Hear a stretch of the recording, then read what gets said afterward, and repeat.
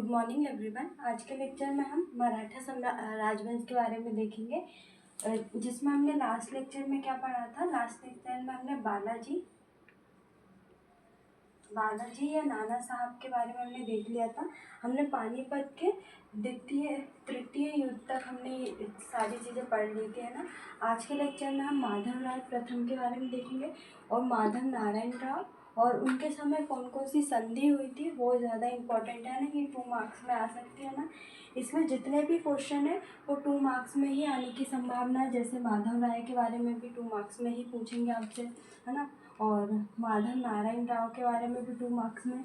इसके अलावा प्रथम आंग्लो मराठा युद्ध ये आपका 7 मार्क्स में आ सकता है ना, तो इसके बारे में भी आपको पूछ सकते हैं ना। और इसके बाद पोरबंदर की संधि 2 मार्क्स में, है ना, और सालबाई की संधि ये भी आपके 2 मार्क्स में आ सकती है ना। सालबाई की संधि के बाद जो उत्तरकालीन मराठा समूह का क्या हुआ था, उद्भव हुआ था। और अंत में हम पढ़ेंगे बाजीराव द्वितीय, है ना, बाजीराव द्वितीय के बारे में पढ़ेंगे, जिनके समय दूसरा आंग्ल मराठा युद्ध हुआ था, है ना। और उत्तरकालीन मराठा समूह में क्या था कि ग्वालियर में सिंधिया वंश की स्थापना, इंदौर में होलकर और नागपुर में भोसले और बड़ौदा में गायकवाड़ की क्या हुई थी, स्थापना हुई थी। ये मराठा के क्या उप समूह है ना, क्या है, मराठा के उप समूह है, जो कि उत्तरकालीन मराठा समूह है ना, उत्तरकाल में हुआ था ना। तो हम ये देखेंगे कि ग्वालियर में कौन था, इंदौर में किसने की थी स्थापना, और नागपुर में कौन था, और बड़ौदा में कौन थे, है ना। इसके बाद हम द्वितीय आंग्ल मराठा युद्ध देखेंगे कि इसमें किन किन जो शासक है उनके समक्ष कौन कौन सी संधि हुई, क्योंकि इसमें जो संधि है वही ज़्यादा इम्पोर्टेंट है। तो हम सबसे पहले देखेंगे माधव राय प्रथम, है ना।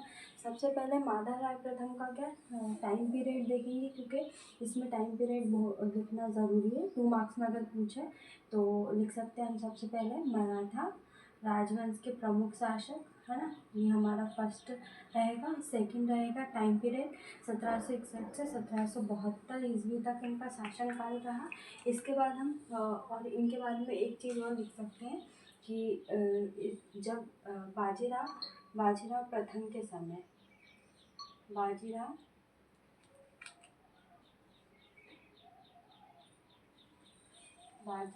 या बालाजी या नाना साहब बोलते हैं ना, तो उनके समय क्या पानीपत का तीसरा युद्ध हुआ था। तो मराठा की शक्ति क्या क्षीण होने लगी थी, है ना। तो दोबारा जो मराठा की शक्ति है उसका उद्भव किसके समय हुआ, माधव राय प्रथम के समय, है। तो ये लाइन हम लिख सकते हैं ना।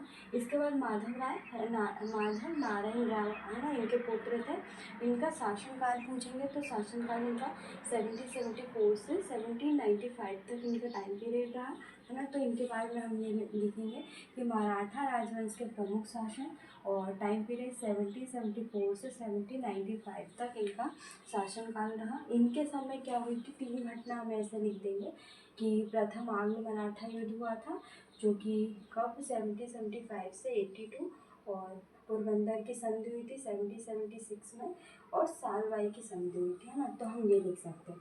तो ये 3 इन्फॉर्मेशन इनके बारे में हो गई। फिर अब इनको हम डिटेल में पढ़ेंगे कि प्रथम आंग्ल मराठा युद्ध में क्या हुआ था और द्वितीय में क्या हुआ था ना।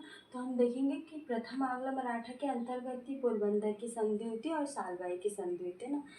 तो सबसे पहले हम देखेंगे कि प्रथम आंग्ल मराठा युद्ध कब से कब तक चला। तो 1775 से 82 तक प्रथम आंग्ल मराठा युद्ध चला। इसमें क्या हुई थी, सूरत की संधि हुई थी। सबसे पहले क्या हुई थी, सूरत की संधि, जो कि 1775 में हुई थी। कब हुई थी, 1775 ईस्वी में हुई थी। और ये किसके समक्ष हुई थी ये भी पूछ सकते हैं। तो रघुनाथ राव व अंग्रेजों के मध्य हुई थी, है ना। रघुनाथ राव क्या बनना चाहते थे, पेशवा बनना चाहते थे। तो अंग्रेजों ने क्या सूरत की संधि की, और रघुनाथ राव को क्या दिया, आश्वासन दिया कि उन्हें क्या पेशवा बनाएंगे, क्या बनाएंगे, उन्हें पेशवा बनाएंगे।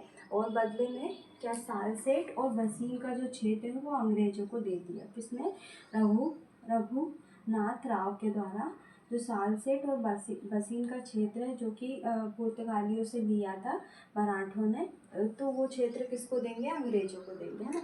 तो हमने क्या देखा, सूरत की संधि कब 1775 में हुई और किसके समक्ष हुई? रघुनाथ राव व अंग्रेजों के मध्य, है ना। तो रघुनाथ राव के बीच क्या शर्तें थी कि वो पेशवा बनाने में मदद करेंगे अंग्रेज, और क्या बदले में सालसेट और वसीन का क्षेत्र किसको दे दिया?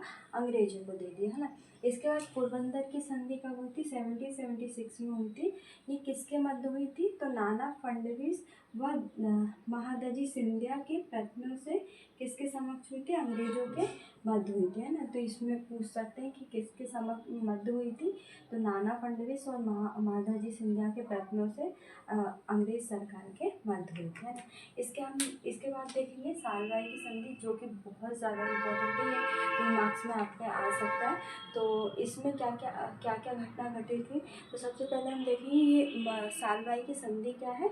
जो प्रथम आंग्ल मराठा युद्ध की समाप्ति के लिए एक निर्णायक संधि मानी जाती है। क्या? एक निर्णायक संधि मानी जाती है, जो कि 1782 में हुई थी। उसके बाद क्या हुई थी? 10 से 20 वर्षों तक क्या हुआ था? मराठा साम्राज्य में कुछ भी चीज़ें नहीं हुई थी, है ना, कोई भी घटना घटित नहीं हुई थी। तो इसमें क्या क्या चीज़ें हुई थी? माधव नारायण राय को पेशवा स्वीकार किया गया और सालसेट द्वीप व बयाना दुर्ग अंग्रेजों को दे दिया, है ना। 2 चीज़ें हुई, एक तो माधव नारायण राव को पेशवा स्वीकार कर दिया और सालसेट द्वीप व बयाना दुर्ग को किसको दे दिया गया? अंग्रेजों को दे दिया गया, है ना।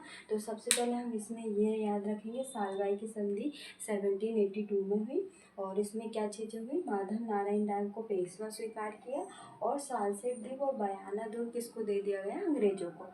और सालवाई की संधि अलग से हम एक और पॉइंट जोड़ सकते हैं कि सालवाई की संधि एक प्रथम आगरा मराठा युद्ध के लिए निर्णायक संधि साबित हुई, है ना। यह हम अलग से ऐड कर सकते हैं। उसके बाद क्या हुआ था? सालवाई की संधि के बाद उत्तरकालीन मराठा समूह का क्या हुआ था? उद्भव हुआ था, है ना। तो हम देखेंगे कि ग्वालियर में किसका हुआ था? सिंधिया वंश का, इंदौर में होलकर वंश, नागपुर में भोसले वंश और बड़ौदा में गायकवाड़, है ना। इसमें ग्वालियर में सिंधिया वंश में कौन थे? रणोजी सिंधिया थे और उनकी राजधानी क्या थी? हम ये राजधानी देख लेते हैं। सबसे पहले तो क्या थी? उज्जैन थी राजधानी, उसके बाद क्या हो गई थी? ग्वालियर, है ना।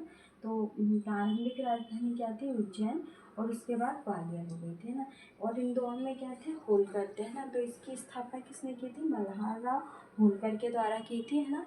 इनमें प्रथम राजधानी इंदौर बनाई थी।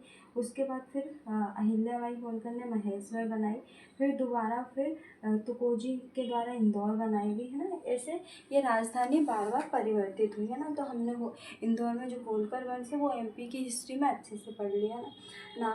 नागपुर में भोसले वंश जो कि संस्थापक कौन थे? रघुजी भोसले थे, है ना। राजधानी क्या थी? नागपुर थी। और बड़ौदा में गायकवाड़ थे, जहाँ पे कौन से पिलाजी गायकवाड़, और राजधानी क्या थी? बड़ौदा थी, है ना। और इसके बाद क्या थे? इसके बाद बाजीराव द्वितीय आए थे, है ना। उनका शासनकाल कब से कब था? तो 1795 से 1880 ईस्वी तक इनका शासनकाल रहा। और ये क्या थे? अंतिम पेशवा थे। क्या थे? अंतिम पेशवा थे। और इनके समय क्या बसीन की संधि हुई थी? कब हुई थी? 1802 में। बसीन की संधि के अंतर्गत क्या हुआ था? ये आपसे 2 मार्क्स में पूछ सकते हैं। तो ये कब हुई थी? 1802 में। किसके शासनकाल में हुई थी? तो बाजीराव द्वितीय के शासनकाल में हुई थी। और इसमें आप एक चीज़ और लिख सकते हैं कि पहली बार मराठा साम्राज्य के द्वारा अधीनता स्वीकार की गई थी, है ना। पहली बार क्या? मराठा साम्राज्य के द्वारा अधीनता स्वीकार कर ली गई थी अंग्रेजों से, है ना। इसके बाद द्वितीय आंग्ल मराठा युद्ध कब हुआ था? 1803 से 1806 में। इसके अंतर्गत क्या हुआ था? अंग्रेजों ने भोसले जो वंश से उससे संधि की थी, होलकर से की थी और सिंधिया से की थी, है ना। तो नेक्स्ट लेक्चर में हम देखेंगे कि भोसले से कौन सी संधि की, होलकर से कौन सी संधि की और सिंधिया से कौन सी संधि की, है ना। तो इसमें आज हमने ये देख लिया कि 2 मार्क्स में कौन से क्वेश्चन बनेंगे और 7 मार्क्स में कौन से क्वेश्चन बनेंगे। एक बार हम रिविज़न कर लेते कि हमने क्या क्या पढ़ा। सबसे पहले हमने माधव राय प्रथम के बारे में देखा, इनका टाइम पीरियड देखा जो कि 2 मार्क्स में आ सकता है ना। मराठा राजवंश के प्रमुख शासक है ना, और इनके समय जो शक्ति छीड़ हो गई थी नाना साहब के समय, वो दोबारा स्थापित हो गई थी। इसके बाद माधव नारायण राव, इनका टाइम पीरियड देखा। इनके समय 3 घटनाएं घटित हुई थी। एक आंग्ल मराठा युद्ध हुआ था, उसी के अंतर्गत सूरत की संधि, पोरबंदर की संधि और सालवाई की संधि है, जिसमें हमने सूरत की संधि देखी 1775 में रघुनाथ राव व अंग्रेजों के मध्य, जिसमें रघुनाथ राव के द्वारा क्या पेशवा बनने में मदद की अंग्रेजों ने, और बदले में सालसेट व वसीम के क्षेत्र किसको दिए, अंग्रेजों को दिए। इसके बाद पोरबंदर की संधि 1776 में हुई नाना फडणवीस व महादजी सिंधिया के प्रयत्नों से अंग्रेज सरकारों के मध्य। इसके बाद सालवाई की संधि 1782 में माधव नारायण राय को पेशवा स्वीकार किया, सालसेट द्वीप और बयाना दुर्ग किसको दे दिया, अंग्रेजों को, है ना। और सालवाई की संधि क्या है, एक निर्णायक संधि थी, है ना। इसके बाद उत्तरकालीन मराठा समूह का उद्भव हुआ था, जिसमें ग्वालियर में सिंधिया वंश, जिसके संस्थापक रामोजी सिंधिया, राजधानी पहले उज्जैन, उसके बाद ग्वालियर। इंदौर में होलकर वंश, है ना, किस संस्थापक मल्हारराव होलकर, पहले राजधानी इंदौर, फिर महेश्वर, फिर दोबारा इंदौर। इसके बाद नागपुर में भोसले थे, संस्थापक रघुजी भोसले, राजधानी नागपुर। और बड़ौदा में गायकवाड़, जिसमें पिलाजी गायकवाड़ थे, राजधानी क्या थी, बड़ौदा थी।